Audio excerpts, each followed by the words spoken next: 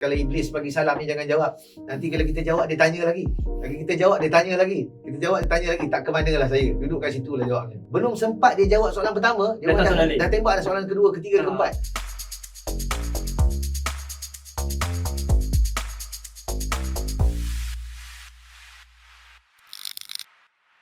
Okay, Assalamualaikum warahmatullahi wabarakatuh dan salam sejahtera kepada semua penonton setia.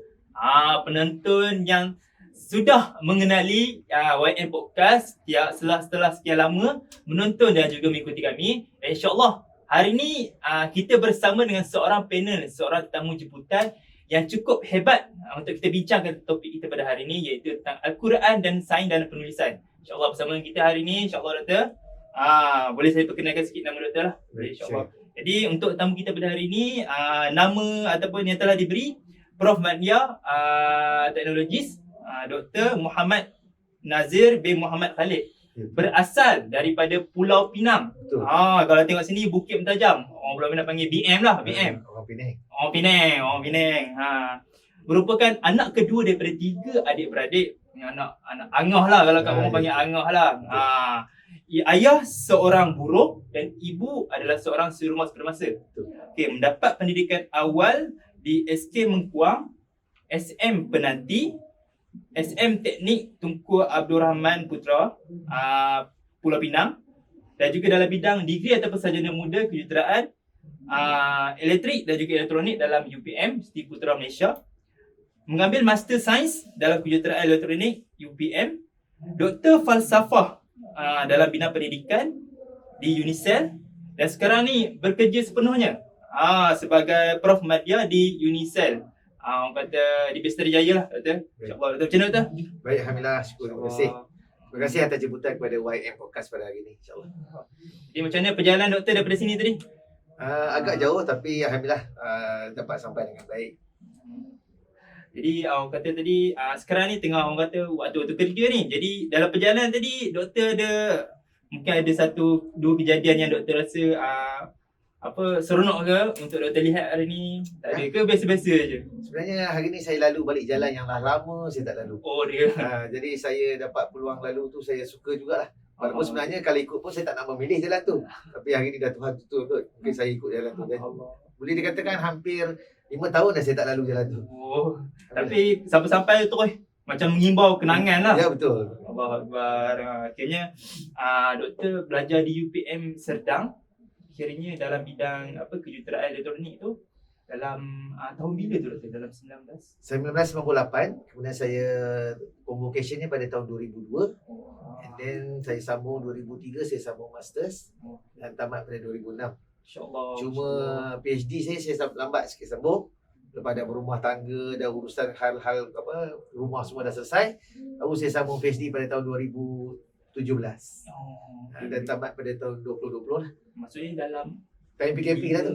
PKP lah. Macam mana belajar waktu Jadi PKP saya tu? tak combo time tu lah. Saya delay 2 tahun baru combo. Allahu Akbar. Ya Allah. Tapi insyaAllah sekarang ni semua dah selesai. Semua dah selesai. InsyaAllah. Alhamdulillah. Jadi bersama dengan panel kita pada hari ini, kita nak bawa topik tentang Al-Quran dan juga sains dalam penulisan. Tapi sebelum tu, izinkan saya untuk perkenalkanlah. Ini antara buku terbitan ataupun buku karya daripada doktor sendiri, daripada Mami Group, Mami Happy Group Sendirian Berhad.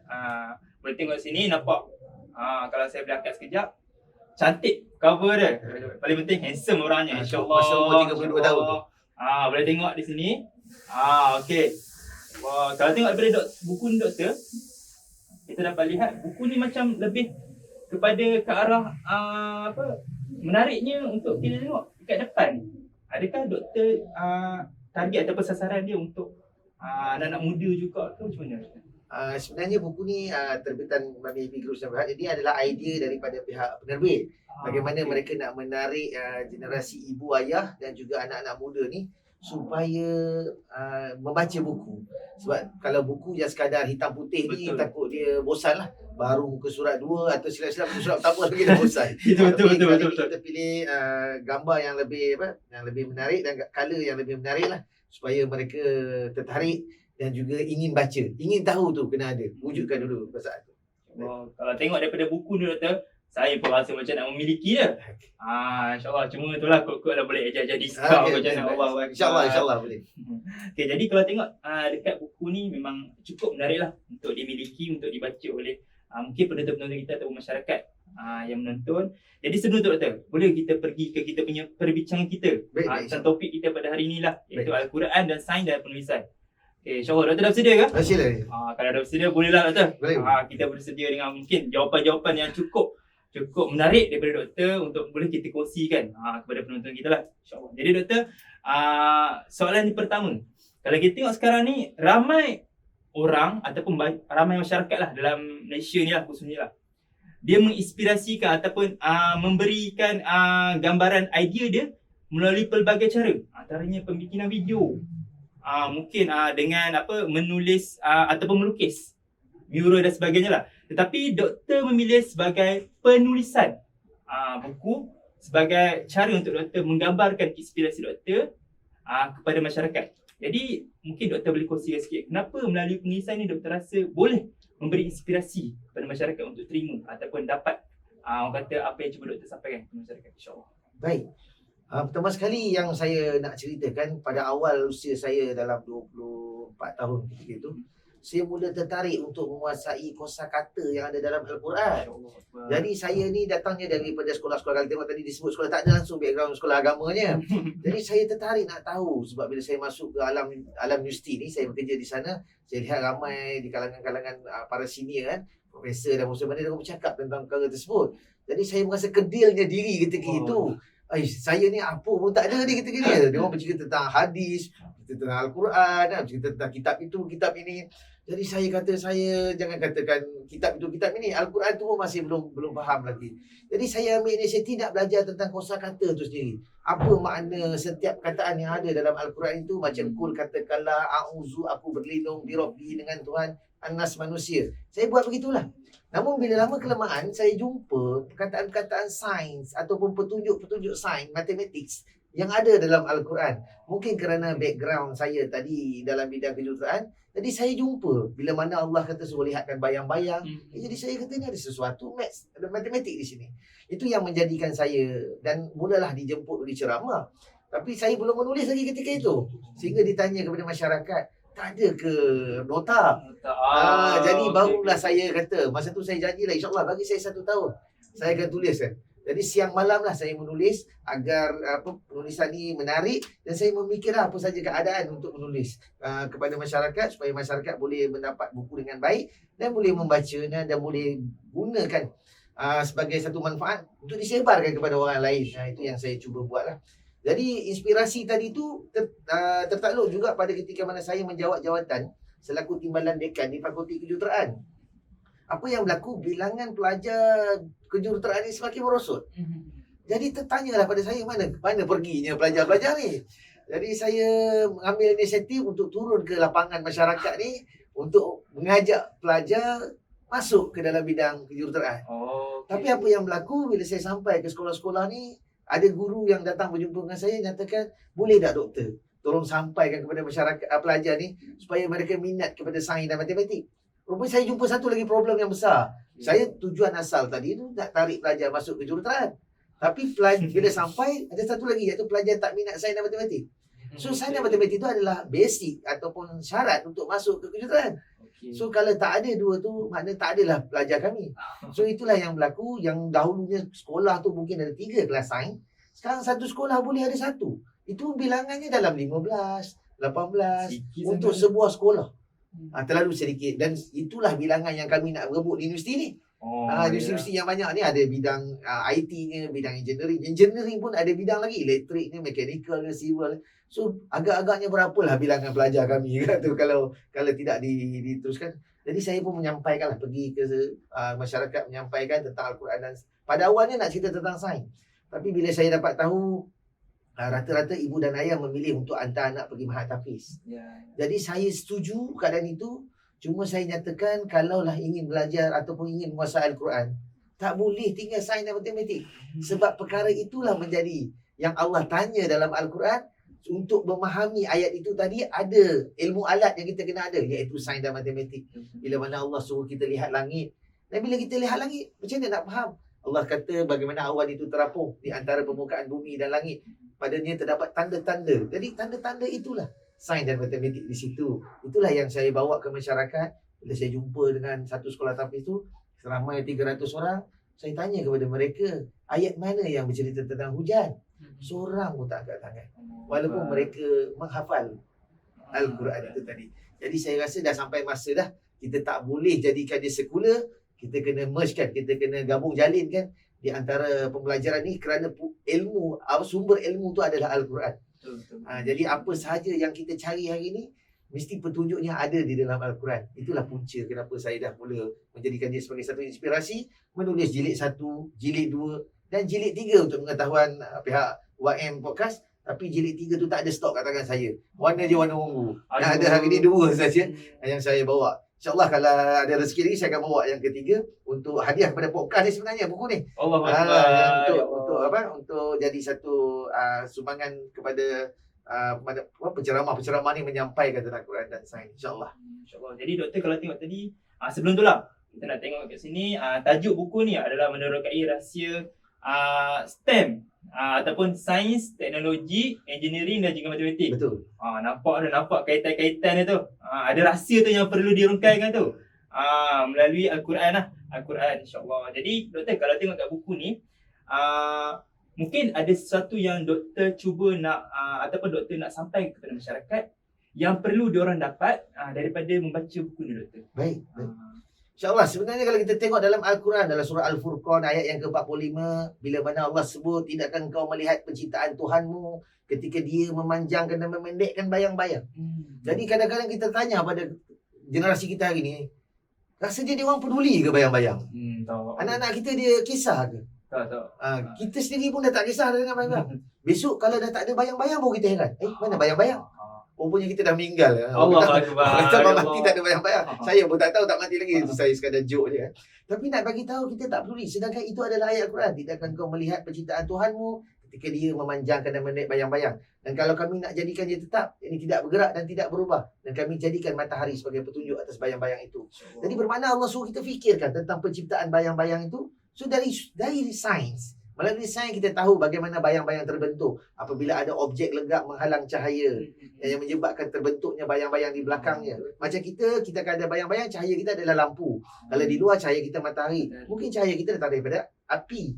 Cahaya juga yang menyebabkan terbentuknya bayang-bayang. So bayang-bayang boleh panjang, boleh pendek berdasarkan sudut cahaya itu sendiri. Dan yang menarik dengan bayang-bayang dalam dunia Islam, dalam pendidikan Islam, kita dah belajar iaitu menentu masuknya waktu solat. Bila mana bayang kita lebih panjang daripada tiang itu, saya beri contoh. Ada soalan UPSR. Saya lukis sikit boleh? Boleh. Soalan UPSR alang-alang ni lukis sikit kan. Lama tak melukis macam ni. Dia bagi satu soalan macam ni. Dia bagi satu kayu macam ni. Kemudian dia bagi bayang. Dia bagi bayang. Kemudian dia bagi ditanya pukul berapa? Dengan melihat pada bayang-bayang tu. Pukul berapa? Dia bagi arah utara, timur, barat, selatan. Soalan ni pukul berapa? Ini soalan UPSR. Kalau soalan beginilah UPSR, ini zaman kebat. Kemahiran berfikir aras tinggi je. Jadi ini kalau ibu dan ayah nak paksa anak belajar, tolong tengoklah soalan dia. Bukan senang. Jadi kita belajar sains. Matahari terbit di timur dan terbenam di barat. Sedangkan dalam Al-Quran pun bagi tahu ketika Nabi Ibrahim cabar kepada rajanya, Tuhanku menerbitkan matahari timur, maka kau terbitkanlah di barat. Maknanya pengetahuan matahari terbit di timur sudah ada dalam Al-Quran. Tapi kita tahu daripada apa? Daripada sains. Okey, baik. Bila matahari, kalau bayang-bayang di sini bermakna matahari sebelah barat. Kalau matahari sebelah barat, waktu petang. Waktu petang. Cuma nak tahu pukul berapa, kita tengok sekiranya tinggi kayu dan panjang bayang ni sama, lebih kurang pukul 4 petang. Dia lebih kurang lah 1 minit, 2 minit lah. Biasa dia akan tanya lah A 4 petang, B 9 pagi, D 12 tengah hari, C 6 petang. Beza yang terlalu banyak lah. Tak adalah dia bagi A 4 petang, B 41 minit, C 4 minit. Saya bergicap lah. Itu saya pun tak boleh jawab. Nak ikut dia begitu. Sekiranya bayang itu lebih panjang daripada tiang, itu waktu asar. Ada pendapat mengatakan panjangnya 1,5. Ada pendapat kata panjang sikit pun dah. Tapi kebanyakan anak-anak kita ni dia betul-betul panjang. Dekat pukul 7 baru dia sembahyang maghrib. Ada sembahyang asar. Oh, itu yang itu begitu tu orang nak mengajar dah. Allah. Tergesa-gesa lah. Tu betul-betul panjang tu kan. Nanti saya gurau je. Okey baik. Sekiranya bayang tu betul-betul bawah kayu tu dia panggil tengah hari lah. Tengah hari. Nampak sikit bayang dia panggil tergelincir matahari waktu zuhur. Sedikit bayang nampak, ada yang kata setengah daripada panjang bayang baru waktu zuhur. Itu terpulang lah. Tapi yang pasti dia tergelincir matahari tu waktu zuhur. Ada anak-anak kita dia tak tunggu tergelincir matahari, terus tergelincir zuhur. Tak tahu dah asar dah. Jadi itu yang kita bimbang lah yang berlaku. Jadi dengan bayang-bayang kita boleh tahu. Sama juga dengan bayang-bayang kita boleh kira tingginya pokok. Ni saya ambil satu ayat baru. Dengan tinggi pokok, kita nak tahu tinggi pokok ni berapa, maka kita tengok bayang dia. Kita tunggu pukul 4 petang, kita suka bayang dia, kita boleh tahulah berapa tinggi pokok tu. Okay. Jadi tak perlu susah. Tapi kalau dah baru pukul 2 petang tuan, takkan nak tunggu pukul 4. 2 jam saya berpeluh duduk bawah pokok. Maka saya ambil satu lagi kayu. Saya tahu dia ada bayang. Saya suka nisbah di antara, katalah tinggi dia 1 meter. Yang ni 0.5 meter. Jadi saya guna nisbah. Tinggi kayu bahagi dengan tinggi pokok. Tinggi pokok neti katakan. Bahagi dengan bayang dia katalah 2 meter. Samakan dengan tinggi kayu 1 meter. Bahagi dengan bayang dia. Jadi saya boleh dapat tinggi pokok tu 4 meter. Guna nisbah je. Ni ilmu kejuruteraan. So daripada bila mana Allah sebut tidakkah engkau melihat penciptaan Tuhanmu ketika dia memanjangkan dan memendekkan bayang-bayang. Dan kalau kami kehendaki kami jadikannya tetap. Ini tidak bergerak dan tidak berubah. Dan kami jadikan matahari sebagai petunjuk atas bayang-bayang itu. So dengan bayang-bayang kita boleh dapat banyak. Baru satu ayat tu. Jadi kita boleh cerita tentang ketinggian, tentang waktu solat. Dan malahan kita boleh tahu arah kiblat. Apabila berlaku hari istiwa azam. Di mana matahari betul-betul atas Kaabah. Di mana apa saja yang bayang-bayang terhasil itu arah berlawanan dia adalah arah kiblat. Jadi banyak manfaat kita boleh dapat. Belum lagi seperti mana telah dibuat oleh saintis dahulu melalui bayang-bayang mereka boleh mengira anggaran ukur lilit bumi dengan bayang-bayang. Maka bila Allah beritahu pada kita, tidakkah engkau melihat? Jadi itu sebenarnya perintah. Jadi saya lihat itu sebagai perintah. Untuk kaji. Tidakkah engkau melihat? Maknanya Allah dah beri kita mata, pendengaran, penglihatan dan hati. Tidakkah engkau melihat? Jadi saya ambil itu sebagai satu arahan. Maka saya lihatlah dan saya tulis supaya orang lain juga nampak. Jadi itu yang saya bawa. Itu antara perkara yang saya tulis dalam buku ni lah. Dan lagi yang menariknya apabila Allah sebut dalam Al-Quran, kamu lihatlah langit dan kamu lihatlah ia berulang-ulang. Lihat yang bagaimana? Biasanya kalau orang kita lihat langit ni bila nak hujan lah. Kan? Tetapi bila dia lihat langit, kita lihat langit itu kelihatan warna biru. Biru. Tapi kenapa ia biru ataupun bagaimana ia kelihatan biru? Itu kita tak pernah fikir. Kan? Itulah yang Allah nak tunjukkan. Kita jarang fikir. Saya bagi satu contoh. Katalah Tuan Hasnuri buat satu projek.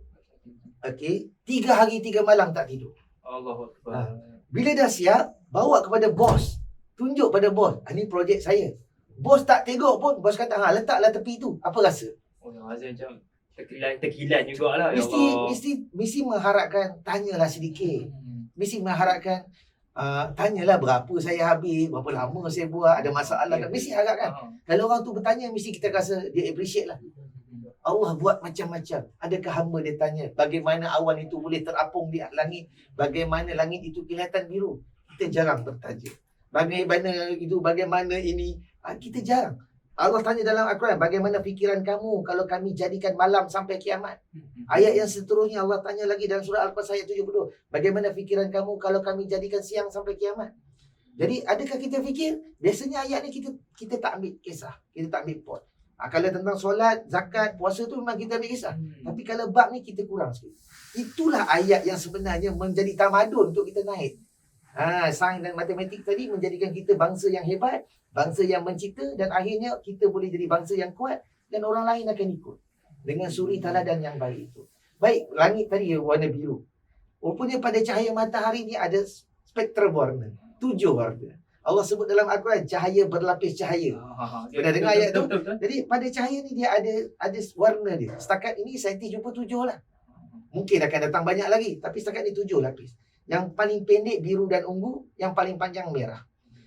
Mata kita mudah nampak yang pendek biru ni, maka kita nampak langit yang dekat ini biru. Nanti petang kita akan nampak dia kekuningan. Lagi petang kita akan nampak dia oranye. Lagi petang kita akan nampak dia merah. Salah satu tandanya masuk waktu maghrib, mega merah di langit. Kenapa merah? Kita tak pernah fikir. Kalaulah saya ada jet yang laju, saya terbang ke langit yang merah, sampai sana saya dapat biru juga. Pada jarak yang jauh hanya gelombang yang panjang saja yang sampai dekat mata saya. Sebab tu saya nampak dia merah. Itulah saya lihat tanda-tanda yang Allah suruh kita fikir. Sebab tu dalam ayat Quran ada tanda-tanda bagi orang-orang yang sabar. Tanda-tanda kausan bagi orang yang berfikir. Itu maknanya ada sesuatu lah untuk kita fikir. Jadi saya rangkumkan apa yang saya tahu itu di dalam buku ini untuk masyarakat boleh baca, boleh faham. Dan kalau nak lagi faham, boleh jemput saya lah. Untuk saya kongsikan macam ni. Untuk orang kata bagi nampak. Betul. Itu antara yang ada penting dalam buku ni lah. Banyak lagi sebenarnya. Ada 90 tajuk. Yang saya cerita tadi baru 2 tajuk kecil. 2 tajuk kecil. Lagi 88 tu. Bong hari lain tu. Takut juga lah. Takut mungkin 5 petang pun kita ambil ni. Tapi cukup menarik lah. Kalau tengok tadi daripada perbincangan doktor, apa yang cuba doktor bahaskan tentang apa, memahami sains dalam Quran tu. Betul. Fikir rapat doktor. Betul. Sebenarnya Allah memang bagi tahu kita tentang perkara tersebut. Cuma kita ambil ataupun kita tak edah. Ataupun buat tak tahu. Kita buat tak tahu. Kita lebih jarang kita bincang. Ada dalam surah Yasin ada 7 perkara sains kat situ. Tapi jarang kita bincang walaupun setiap hari Khamis malam Jumaat kita baca. Daripada bila? Daripada dulu lagi. Tapi jarang kita bincang tentang perkara tersebut. InsyaAllah. Kalau tengok tadi penerangan doktor tu orang kata dah nampak dah. Pentingnya, contohnya saya boleh tengok tadi bayang-bayang tadi. Mungkin orang faham tengok bayang-bayang saja tu mungkin sebagai perkara yang biasa, mungkin sebagai satu hiburan bagi anak-anak kecil kan. Tapi sebenarnya dengan melihat bayang kita dah belajar sesuatu. Lagi tentang apa yang cuba Allah tunjukkan. Allah nak kita fahamkan, Allah nak kita fikirkan. Dengan memahami bayang-bayang kita dapat memahami waktu solat. Ataupun jarak ataupun tinggi pokok tu. Saya cerita tadi. Itu ilmu baru tu bagi saya tu. Allah, sebab dah lama dah tak pegang kalkulator ni. Allah Akbar. Bila tengok doktor buat formula tadi kan. Ini rasa macam nisbah sikit ni. Kalau ukur lilit bumi tu dia guna ATMET dalam tajuk sukatan membulat. Sukatan membulat kan. InsyaAllah lama tak tengok tu. InsyaAllah. Jadi doktor, orang kata saya pergi ke soalan seterusnya lah. Lepas kita nak buka lagi isu-isu tentang Al-Quran ni, tentang sains ni. Sebab kita tengok doktor pun saya nampak bersemangat untuk berkongsi kan. InsyaAllah doktor boleh tak? Boleh. Jadi berkaitan dengan kalau tengok di Malaysia ni lah. Saya tak nak ambil global, saya tak nak ambil terlalu luas sangat. Kita ambil di Malaysia lah. Masih lagi ada golongan, masih lagi ada pemikir-pemikir daripada golongan muda ataupun tua lah, tak kisah. Mereka merasakan kenapa perlu memahami sains dengan memahami Al-Quran? Kenapa perlu relate sains dengan Al-Quran? Dah belajar sains tu cukup lah. Tetaplah. Maksudnya sepenuhnya dapat daripada sains, cukup. Al-Quran ni boleh untuk jadikan rujukan, tapi mungkin sekadar bacaan ataupun ibadah saja. Sains ni kita dah belajar kat sekolah daripada dulu. Tapi sampai sekarang tak nampak lagi kenapa pentingnya memahami sains dan juga Al-Quran ni berkait rapat. Jadi mungkin boleh doktor clearkan isu ni yang bermain di pemikiran masyarakat kita lah. Kenapa kenapa pentingnya memahami Al-Quran dan juga sains dalam satu topik ataupun dalam satu tajuk lah pembelajaran. InsyaAllah. Baik, saya ingat satu soalan yang sahabat saya tanya. Kenapa kau campur daripada bahasa kau lah ke saya? Kenapa kau campurkan Al-Quran dan sains? Sebab pada dia sains, Al-Quran. Saya setujulah Al-Quran itu bukan buku sains. Lagi orang tanya pula chapter ketupatan dekat mana kan. Tapi saya nak bagi tahu Al-Quran itu adalah petunjuk. Saya bagi satu contoh. Kalau ada sebuah kotak dan terkunci, namun bila digoncang kotak itu ada benda dalamnya. Tapi tak tahulah sebab terkunci. Kemudian datang sahabat saya tanya, apa ada dalam kotak ni? Sahabat saya kata pun dia pun tak tahu. Sebab tak pernah tengok kunci kan. Datang orang yang kami tak kenali ni, kami tanya pada dia, apa ada dalam kotak ni? Dengan yakin dia jawab ada mikrofon. Kami mesti tertanya-tanya, macam mana tuan tahu dalam ni ada mikrofon? Dia jawab, kotak ni saya punya. Maka masuk akal lah. Dia tahu apa yang ada dalam kotak tersebut. Begitulah orang yang paling tahu tentang apa yang ada di alam semesta ini, tentulah pencipta atau pemilik alam ini. Kalau tadi pemilik kotak tu tahu apa yang ada, tentulah yang paling tahu tentang alam ini adalah pemilik alam ini, yakni Allah Azza wa Jalla. Dan Allah ada kata-kata dia, yakni kalamullah Al-Quran. Maka peliklah saintis atau penyelidik yang nak mengkaji tentang alam, tak nak dengar, tak nak tengok kata-kata pemilik alam ini, yakni Al-Quran. Itulah antara kenapa saya bawa perkara ini datang ke masyarakat, untuk masyarakat tahu. Memang Al-Quran bukan buku sains yang seperti mana di sekolah. Tetapi dalam Al-Quran banyak petunjuk-petunjuk yang mengarahkan kita untuk mengkaji. Allah sebut, dan pada kejadian diri kamu sendiri serta pada segala binatang yang dibiarkannya terdapat tanda-tanda kekuasaan Allah bagi kaum yang meyakini. Jadi kalau nak tengok tanda-tanda tu, tengoklah pada binatang yang Allah cipta. Dan di dunia barat itu dipanggil biomimikri, di mana satu teknologi yang kita tiru daripada diri kita sendiri ataupun kita tiru daripada kelebihan dan keunikan haiwan. Dibangunkan sebuah teknologi, inovasi untuk memudahkan hidup kita. Itu dipanggil biomimetik atau biomimikri. Sedangkan kita, ayat itu dah ada. Lama dah dalam Al-Quran. Surah Al-Jasiyah ayat yang ke 1400 tahun. 1400 tahun dulu. Memang menitik beratkan untuk kita tengok. Saya ambil contoh serangga. Orang kita bukan tengok serangga sangat. Kan? Tetapi bagaimana masyarakat lain melihat serangga. Pelajar saya tanya, apa kelebihan lipas? Sebab saya tahu saya tulis buku dunia serangga. Dia kata dia tak suka lipas. Saya kata saya pun tak suka lipas. Siapa je suka? Siapa yang suka lipas? Tapi saya nak bagi tahu apa kelebihan lipas itu. Lipas ni dia boleh bergerak pada sebarang permukaan, sama ada begini ke atau miring ataupun ke bawah dengan kelajuan yang sama. Tak ada masalah. Macam kita kalau ini lajulah. Kalau begini dah slow. Jadi lagi tak bergerak. Jadi lipas dia boleh lalu. So apa yang menjadi satu tertarik kepada para jurutera ni ataupun para cipta robotik ni, mereka yang mencipta robot yang boleh bergerak selincah lipas itu. Dengan harapan boleh dipasangkan apa-apa sensor di situ. Jika berlaku runtuhan bangunan, mereka lepaskan lipas tu, pergi masuk ke dalam tu, memanjat celah turun ke tempat sempit tu untuk lihat masih ada mangsa tak kat dalam tu. Jadi itulah perkara yang Allah nak tunjuk pada kita. Contoh kita ambil contoh lalat lah. Lalat pun antara benda yang kita tak suka juga. Betul. Siapa yang suka lalat? Apa yang suka lalat Allah. Tapi apa kelebihan lalat sehingga ada orang buatkan kata janganlah jadi mata lalat, jadilah mata lebah kan. Seakan-akan lalat tu betul-betul tak berguna lah. Guna untuk masyarakat. Tapi tidak, sebab Allah kata Rabbana ma khalaqta hadza batilan, ya Tuhan kami tiadalah engkau ciptakan ini sia-sia. Masakan mungkin lalat itu sia-sia? Jadi lalat itu mempunyai pandangan omnidirectional. Dia boleh melihat keliling tanpa perlu kalih. Saya tak nampak belakang lah. Saya nampak tu aja lah. Sebelah ni pun saya nampak orang kata apa? Sama-sama. Sama-sama lah. Ada berapa orang pun saya tak tahu. Tapi macam tu lah. Lalat boleh tengok keliling. Menjadi satu inisiatif kepada jurutera membangunkan kamera untuk omnidirectional, untuk melihat keliling. Sehingga saintis mengatakan atas sebab mata lalat itu tadi, dia boleh melihat pada frekuensi 250 Hz. Sedangkan mata manusia ni saintis kata mata kita boleh lihat pada 60 Hz. Nampak tak, lalat itu mempunyai mata 4 kali ganda lebih daripada kita. Disebabkan itu lalat tengok kita ni dalam pergerakan slow mo. Jadi kalau saya pukul macam ni, lalat tu nampak macam tu. Oh, itu dia boleh elok tau. Itu dia elak. Lalat tu tak laju tapi dia nampak kita slow. Dia elak je lah. Tapi manusia ni sebaik-baik kejadian. Tak dapat cara baik, cara jahat kita gunakan. Itu kita buat reset tu kan. Apa kita pakai raket yang elektrik tu kan. Sebab apa, tangan kita tak laju, raket tu besar sikit.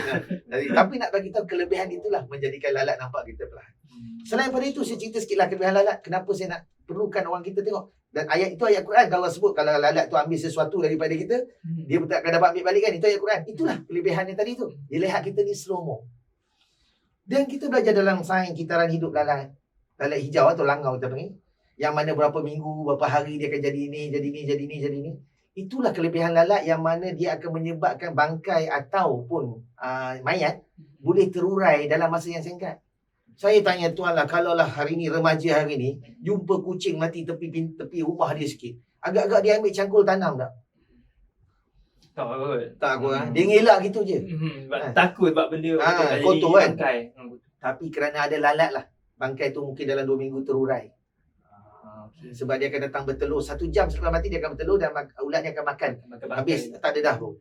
Kalau tidak ada lalat, mungkin bangkai tu, saya pergi rumah dia, ni ada bangkai kucing. Dah 3 tahun dah. Boleh jadi macam tu. Dia tak walaupun lagi. Dia tak ubah. Sebab apa, dia biar gitu je lah. Jadi sebabkan adalah yang ada ejen yang Allah dah buat untuk selesaikan masalah itu. Jadi tidak ada sesuatu pun yang sia-sia. Tak kira lah mata lalat ke mata lebah, semuanya ada kebaikan. Rabbana ma khalaqta hadza batilan, ya Tuhan kami tiadalah kau ciptakan ini sia-sia. Itu antara yang saya lihat perlu menjadi dalam UKM sendiri ada buat satu kajian dalam dunia forensik. Selepas 1 jam mayat mati, lalat akan datang bertelur, langau akan bertelur, lalat hijau tu. Kemudian kalau dia orang jumpa mayat tu, dia orang akan tengok usia ulat lalat sendiri. Kalau usia ulat lalat tu 5 hari, maknanya bangkai mayat ni dah 5 hari mati. Diguna pakai dalam dunia forensik. Itu antara yang baik. Tak ada yang sia-sia yang Allah ciptakan. Itu kenapa remaja hari ni boleh kata tak perlu belajar sains. Kenapa tak perlu belajar Quran? Sebab dalam Quran itulah petunjuknya. Kan? Di mana kedudukan bahtera Nabi Nuh dibagi tahu. Maka nak pergi belajar, pergilah di tempat yang dibagi tahu tu. Di mana binaan piramid tu daripada tanah liat, maka pergilah tempat di mana dibuatkan pelombongan tanah liat tu. Semua tu ada di situ. Tentang lautan, laut tak bertemu tapi tidak bercampur, maka pergi di situ. Itulah sebenarnya cara belajar yang melalui sains dan Al-Quran tu tadi. InsyaAllah kita akan jadi bangsa yang hebat, bangsa yang mencipta, bukan lagi bangsa pengguna, insyaAllah. Masya-Allah. Bila kita faham Quran tu, kita punya pemikiran lagi terbuka, Doktor. Betul. Baru nampak rupanya dengan tengok Al-Quran ni, sains sebagai penguatnya ataupun Al-Quran sebagai penguatnya, kita dapat terbuka fikiran. Rupanya apa yang diciptakan ni ada kegunaannya, ada perkara, ada manfaat yang kita kena ambil lah, insyaAllah. Ya Doktor, kita berhenti sekejap lah. Mungkin Doktor nak minum air dulu ke, ataupun mungkin nak recharge tenaga ke. Isu-isu yang kita buat lepas ni lebih menarik untuk Doktor bahaskan, insyaAllah. Boleh Doktor? Boleh insyaAllah. Okey, kita kembali selepas ni, insyaAllah. Okey, bertemu lagi kita dalam sambungan untuk podcast kita pada kali ini. Kita bawakan seorang panel yang cukup ceria hari ni. Paling penting ceria lah, bersemangat, dan paling penting topik yang dibincangkan, yang dibawa oleh doktor ini cukup memberi banyak manfaat dan juga faedah kepada semua penonton yang menonton podcast pada hari ini. Jadi Doktor, kita ke soalan yang seterusnya, Doktor. Boleh, silakan. InsyaAllah. Sebab tadi nampak Doktor tadi orang kata nak ambil peluang ni untuk cerita semuanya. Berkaitan dengan buku ni, berkaitan dengan apa pengalaman Doktor lah dalam bidang apa topik Al-Quran dan juga sains. InsyaAllah tak boleh ya? Boleh. Doktor, Teruja kat saya datang ke YM Podcast. lepas ni boleh kita buat solusi Doktor. InsyaAllah tak masalah. Jadi Doktor, soalan yang seterusnya lah ataupun isu yang kita nak clear kat sini. Okay, cabaran ataupun apa perkara yang Doktor rasa yang memberi cabaran pada Doktor untuk membuat buku ni lah.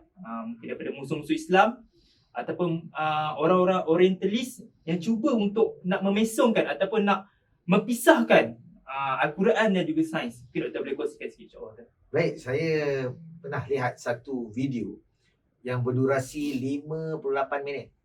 Yang mana nampak gigih je mereka. Di mana video itu menyatakan 60 kesalahan saintifik di dalam Al-Quran. Kan? Sebenarnya tidak benar. Namun saya nak menceritakan pada hari ini bagaimana gigihnya mereka untuk menyatakan bahawa Al-Quran itu tidak benar. Sedangkan Allah sebut dalam Al-Quran, akan kami tunjukkan kepada mereka tanda-tanda kebesaran kami dari ufuk cakrawala hinggalah ke dalam diri mereka, agar mereka tahu bahawa Al-Quran itu benar. Tetapi mereka cuba buat satu konten berdurasi 58 minit. Bukan pendek, panjang. Menyatakan 60 kesalahan saintifik dalam Al-Quran. Jadi saya melihat perkara ini sangat bahaya. Boleh jadi mana-mana anak-anak muda kita yang menyambung pengajian di luar negara boleh terpengaruh kerana mereka cuba tunjukkan ayat ini apa salahnya, ayat itu apa salahnya. Tambah-tambah anak-anak kita yang pergi ke sana yang backgroundnya tak kuat dari sudut Al-Quran ataupun pandai baca Quran tapi tak tahu maknanya, maka perkara ini sikit sebanyak boleh menggugat kepercayaan mereka ataupun melunturkan kepercayaan mereka, keimanan mereka terhadap Al-Quran. Kalau dah tak percaya Al-Quran, apa lagi yang tinggal? Kan, sebab Al-Quran itu kalamullah kan. Jadi ini yang kita cuba atasi, dan saya lihat perlu untuk saya terus menyampaikan. Satu contoh yang dia katakan antara perkara yang dia sebut tak betul. Bila mana Allah sebut dalam surah Al-Quran, Allah sebut kata kami menurunkan dari langit air yang bersih suci. Jadi dia mempertikaikan ayat ini. Dia kata, siapa kata air yang turun pada langit itu bersih? Dia kata hujan. Siapa kata hujan itu bersih? Dia kata hujan itu tercemar dengan kekotoran. Dia akan menjadi acid rain, dia kata. Jadi saya melihat kepada dia ni, dia tak faham. Acid rain itu berlaku kerana perbuatan tangan manusia. Pada awalnya air hujan itu turun bersih. Namun turun di persekitaran yang tercemar, siapa yang buat? Kita lah. Asap kenderaan, asap kilang, dan asap orang vape, rokok lagi semua tu. Tu semua penyumbang pada air pollution. Lebih kurang air pollution atau pencemaran udara ni menyebabkan bila hujan tu turun, meresap masuk dan turun ke bawah menjadi acid rain. Tapi bukan Allah yang menurunkannya acid rain. Awalnya turunnya bersih. Tapi kalau kita tengok ada kelebihan kat situ. Sebab tu bila kita diuji dengan jerebu yang tebal, kita berdoa beramai-ramai agar diturunkan hujan. Kerana udara selepas hujan itu lebih segar daripada udara sebelum. Bermakna hujan itu turun bukan saja airnya bersih, tapi airnya boleh membersihkan. Contoh macam kita nak bersihkan kain kotor, mesti kita guna air bersih. Takkan kita guna air kotor. Sampai bila nak bersih kain tu? Jadi air selepas kain tu kotor, itu logik lah, lumrah lah. Jadi bila air hujan turun di kawasan yang kotor, kawasan tu menjadi bersih dan air tu jadi kotor, logik lah. Tapi bukan Allah lah yang menurunkan air yang kotor. Saya cuba nak salahkan apa Dia salahkan apa statement yang ada dalam Quran. Dia salahkan Allah lah tu. Betul lah. Saya ambil contoh. Saya dulu masa kecil, dalam kampung saya ada 2 kereta. Hari ini satu rumah 2 kereta. Jadi kita boleh bayangkan tahap pencemaran yang telah kita buat. Kan? Itulah yang saya lihat antaralah dia mempertikaikan dalam Al-Quran, dalam surah Yasin mengatakan wasyamsu tajri limustaqarril laha, dan matahari beredar atas garis edarnya. Dia kata kita belajar matahari kaku, planet-planet yang pusing. Ya, itu yang kita belajar di sekolah sekarang, matahari kaku, planet-planet pusing. Sebenarnya planet-planet bergerak. Ya betul, hari ini saintis dah jumpa planet matahari memang bergerak dan planet-planet ikut. Tapi dia pun dah tahu. Cuma dia tak nak betulkan juga. Dia tetap kekal dengan 60. Sepatutnya bila kita dah jawab 1, dah jawab 2, turunlah 59. Turunlah 58. Itu baru orang yang mencari kebenaran. Tetapi dia kekal juga dengan 60 kesalahan saintifik dan dijemput merata untuk ceramah tentang perkara ni. Yang cerita kebenaran Al-Quran dan sains tak ramai orang nak jemput. Tapi yang bercerita tentang tak betulnya Al-Quran tu ramai pula yang jemput. Jadi saya rasa pelik jugalah kan. Itu yang berlaku.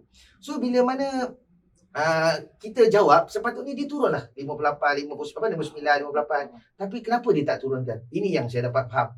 Kerana kalau dia turunkan daripada 60, turun 59, turun 58, turun 57, jadi tajuk itu bukan lagi 60 kesalahan saintifik dalam Quran. Tajuk tu akan jadi 60 perkara sains dalam Quran yang dia tak faham. Jadi dia tak sanggup tukar tentang perkara tersebut, dia kekal dengan tajuk itu. Walaupun kita dah jawab gitu. Jadi orang macam ni kita tak payah buang masa kita, sebab dia bukan orang yang mencari kebenaran, dia orang yang mencari pasal. Jadi orang-orang macam ni kita abaikan. Jadi kita tak ada masa nak layan dia. Sebab kalau kita layan dia, tak jadi kerja saya.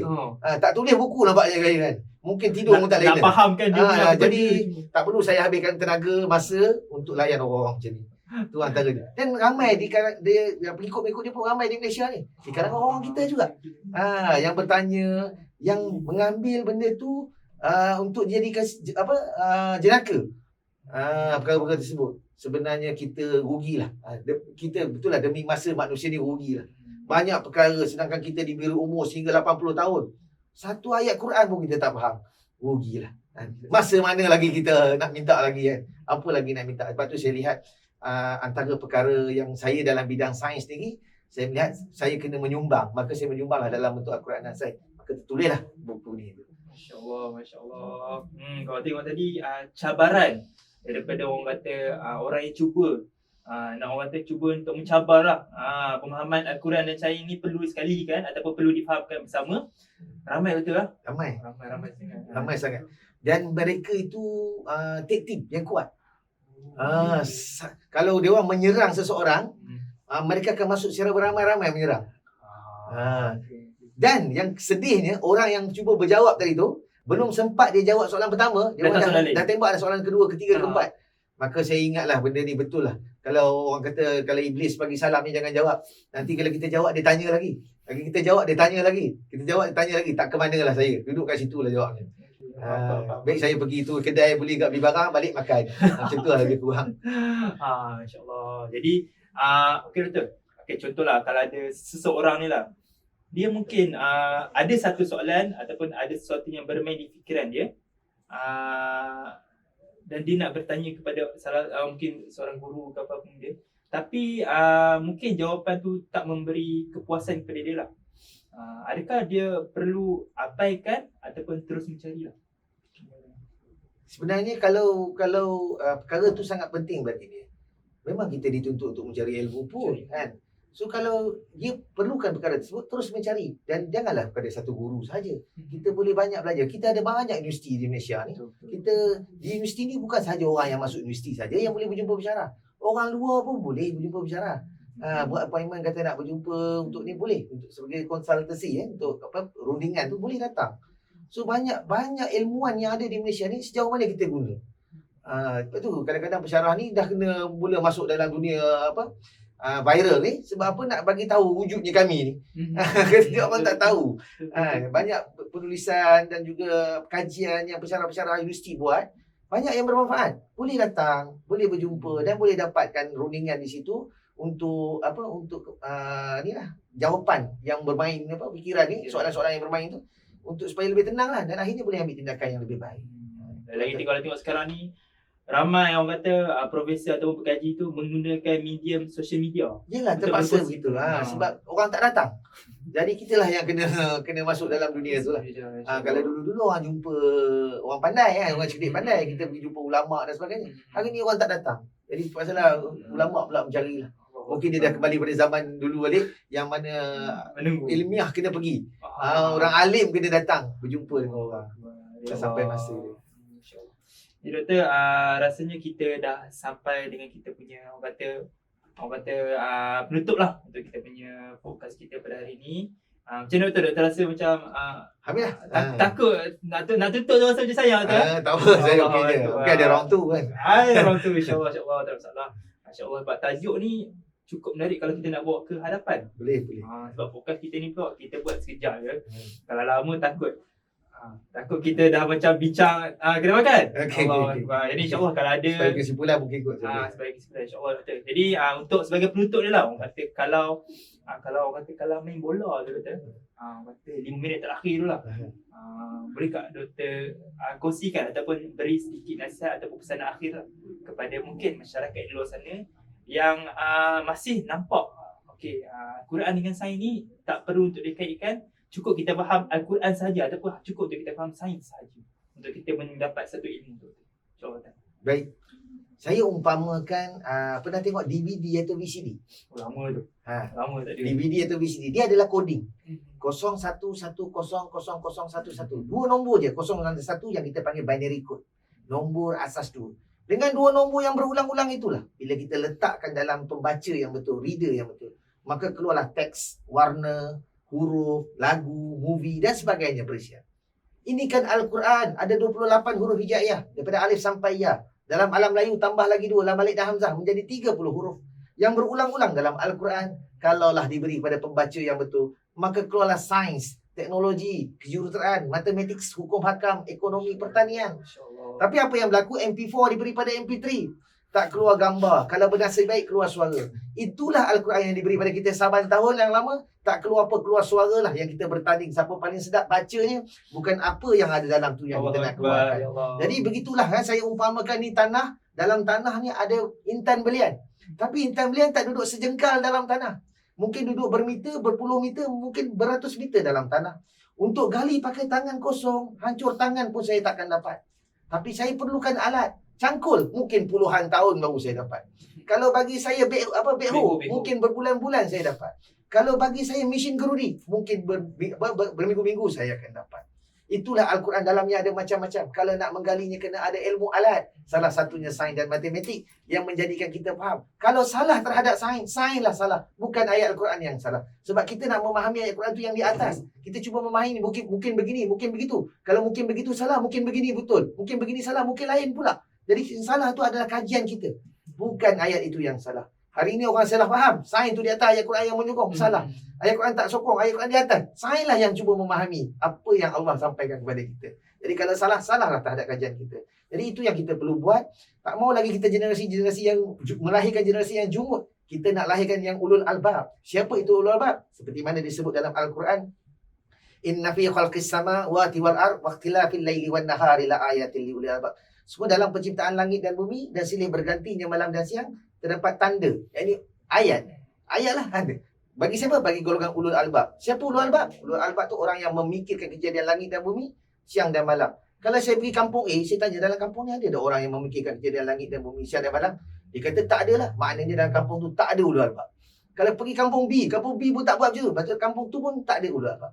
Ulul albab itu orang yang memikirkan apa yang ada di belakang langit sana, bagaimana langit itu kelihatan biru, apa yang ada di dalam bumi, bagaimana bentuk bumi ni, yang memikirkan. Baru dia kata Rabbana ma khalaqta hadza batilan, ya Tuhan kami, tiadalah Engkau ciptakan ini sia-sia. Itulah harapan saya kepada generasi kita, masuklah daripada umur bangku sekolah sehinggalah dewasa. Selagi ada umur, teruslah menguasai Al-Quran. Sebab itulah yang Allah nak tanya besok, apa yang kita dah buat dengan kalam Allah itu. Itu saja. Wabillahi taufiq wal hidayah. Assalamualaikum warahmatullahi wabarakatuh. InsyaAllah, Allahu Akbar. Penjelasan daripada doktor ataupun kata perkongsian daripada doktor tu nampak cukup manfaat untuk kita ambil bersama-sama. Paling penting berkaitan dengan topik kita pada hari inilah tentang Al-Quran dan juga sains dalam penulisan. Paling penting orang kata kena selalu cuba untuk mendalami Al-Quran, mempelajari Al-Quran tu sendiri. Supaya apa? Supaya Al-Quran tu kita jadikan sebagai tunjak utama, dan mungkin cara kita pelajari ataupun cara kita memahami Al-Quran tu lah penting untuk kita faham sisi dalam Al-Quran tu, insya-Allah. Jadi doktor sebagai konklusinya lah, tentang doktor bincangkan tadi tentang memahami sains melalui Al-Quran penting. Okey. Antaranya contohnya bayang-bayang tadi lah. Bayang-bayang tadi tu kalau siapa yang tengok tadi, penonton tengok tadi, doktor kongsikan tentang melalui bayang-bayang kita dapat lihat tingginya pokok ataupun jarak bayang-bayang tu menentukan maksudnya waktu solat ataupun pukul berapa ataupun masa itu pukul berapa, insya-Allah. Ya doktor, mungkin sedikit ayat Quran lah. Saya petik lah. Okey, dalam Quran Allah sebut dalam Quran, auzubillahi minasyaitonirrajim, fas'alu ala zikri in kuntum la ta'lamun. Yang bermaksud bertanyalah kepada orang-orang yang fikir ataupun orang-orang yang mahir, sekiranya tidak tahu. Jangan buat andaian sendiri, jangan buat pemahaman sendiri, jangan buat grup-grup pelik-pelik lah doktor. Bertanya kepada orang yang lebih tahu, orang yang lebih pakar. Supaya apa? Supaya kita dan juga orang yang lebih pakar tu selari untuk kita fahamkan lagi tentang Al-Quran dan juga Islam. Paling penting memantapkan iman kita sentiasa, insya-Allah. Jadi doktor, terima kasih banyak atas kesudian doktor untuk berkongsi tentang Al-Quran dan juga sains dan kepentingan mempelajari Al-Quran dan sains tu. Jadi insya-Allah kalau ada masa kita boleh adakan second round doktor. Mungkin dengan topik-topik ataupun isu lebih menarik kita nak adakan doktor. Dan paling penting insya-Allah ada rezeki kita akan berjumpa lagi doktor, insya-Allah. Terima kasih banyak. InsyaAllah. Jadi itu saja untuk episod kali ini. Teruskan bersama dengan YM Podcast untuk episod-episod yang akan datang dengan panel-panel yang kami bawakan cukup menarik, cukup bermanfaat, cukup hebat untuk berkongsi tentang pelbagai ilmu dan juga isu semasa. Paling penting terus layari YM Podcast dan juga Yayasan Mafirah dan teruskan support usaha kami, insya-Allah. Assalamualaikum warahmatullahi wabarakatuh.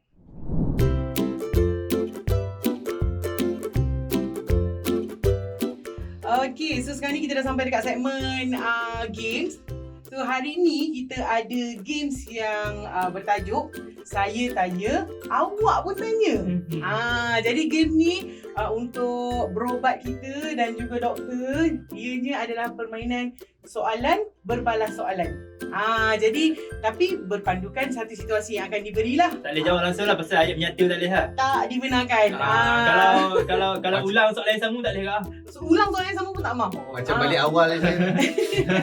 Jadi sekiranya salah seorang memberi satu ayat penyata ataupun menjawab kepada soalan antara satu sama lain, dikira kalah. Jadi kita harap hari ni berubat berentak dengan doktor sehabis baik. Ada wasa. Ada delay sikit lah. Okey. Dan situasi yang kita nak berikan pada hari ini berkaitan dengan situasinya ialah dua orang saintis yang berada dalam sebuah roket yang kini sedang mahu menuju ke angkasa lepas. Jadi akan berlaku perbualan di antara saintis berubat dan juga saintis doktor di dalam roket. Sementara nak sampai ke angkasa lepas tu ada perbualan antara soalan dan soalan. Macam bawang bawang ni soalan-soalan. Yalah balik awal. Okey. Okey, insya-Allah. Berubat ready? Ya, saya start dulu, insya-Allah. Doktor ready? Okey, kita mulakan dari sekarang. Okey, agaknya pukul berapa kita sampai kat atas? Pukul berapa baru tolak? Kita naik roket ni ada minyak tak? A few moments later. Kita pergi berapa orang? Makanan dah ada ke belum kita nak makan kat sana? Kena makan ke? Saya rasa kalau kita bawa nasi lemak dengan mi goreng, yang mana lagi sedap? Tahu? Okey, kita nampak. Ni yang susah ni. Biasa menjawab soalan. Nampaknya yang menang pada hari ini ialah Berubat. Okey, terima kasih Okey, insya-Allah. kepada Berubat dan juga doktor. Baik, terima kasih. Ya Allah.